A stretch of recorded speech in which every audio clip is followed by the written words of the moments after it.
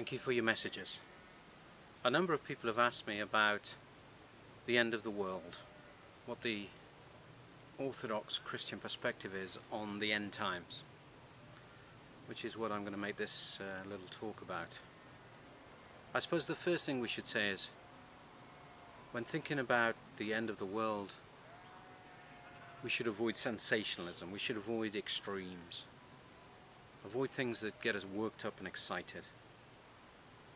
We need to stay calm, reflective, thoughtful and prayerful. Be sober in our thinking. There is a fashion at the moment, I'm told, in America for these books about those who are left behind after this heresy of the rapture. And the rapture is a heresy. It's a desire to avoid the suffering that is to prefigure the final coming of Christ. But we must remain sober, and yet St. Paul tells us to live with an expectation of the coming of Christ. If we look at the early church, there certainly was an expectation amongst Christian communities that Christ would return in their lifetime. The temple still existed. They could imagine the Antichrist enthroned in the temple until, of course, AD 70, when the temple was destroyed. St. Paul says we are to be watchful, prayerful, live with the expectation of Christ's coming. And we too must do this. We too must live with an expectation of Christ's return. Because every one of us is going to die. Every one of us is mortal, unless Christ returns before we die, of course. And the majority of us, I suspect, will live out our lives and die as many generations have before us. Every one of us, whether Christ returns before our death or not, must stand before God and give an account for our lives.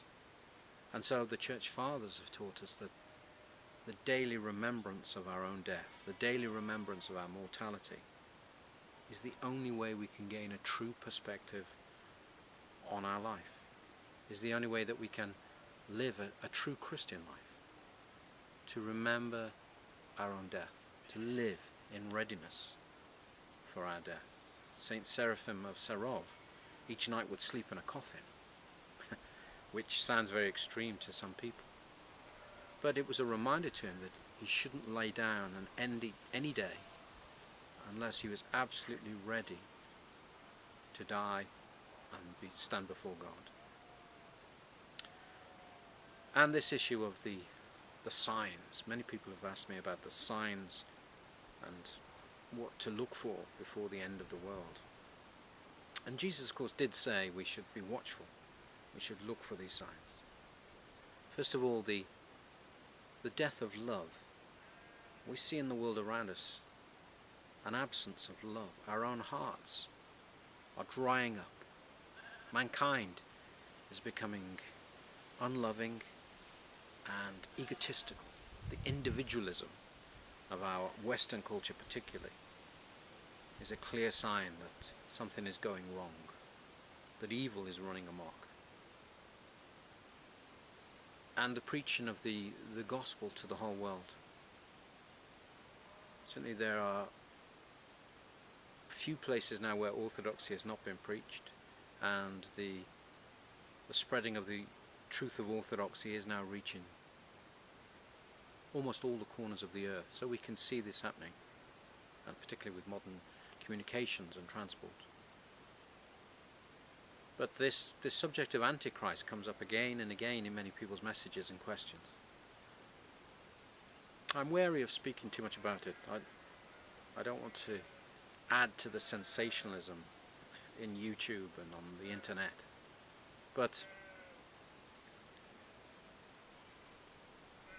when I was on Mount Athos, a monk was talking to me about this subject, and he started talking about the end times, and he said he believed we were in the final chapter of the book of the world, that the times were indicating a closeness to the end of the world, in his opinion, which I respected, of course. And So I asked him, I said, what about the rebuilding of the temple and the seating of Antichrist as God, enthroned as God in the temple in Jerusalem? Do the fathers on Athos take this literally? And his answer was, many do. He didn't say all, he said many do. For those early Christians, the temple still existed, of course. They could imagine Antichrist seated, enthroned in the temple in the Holy of Holies. The temple is not yet rebuilt. The third temple is yet to come. If we take this literally, then we will see a rebuilding of the temple, and there are many, many powerful and wealthy people contributing to the desire for the building of the third temple. Many Jewish and Christian Zionists, particularly Christian Zionists in America, support this idea of the third temple. If it's built, we should ask ourselves, who will it? Who will proclaim the Antichrist as God? Well, we perhaps can say, who is it that has rejected the true Messiah?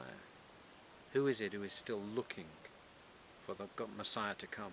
Who is it who is likely to proclaim a false Messiah as Christ? We should look for these things, but we should be careful. We don't know when Christ will return. He told us no one knows. It could be in 10 years, it could be in 100 years. Christ isn't limited to anything. Just as his mercy and love is infinite and boundless, so too he can do anything. He might come in the next hour and confound all our expectations, or he may come in 1,000 years. But our calling is to remain sober and repent, and to seek to live out the spiritual and Christian life that Christ calls us to. This should be our focus, to live in readiness for our own death. And if Christ returns before we die, he will find us ready.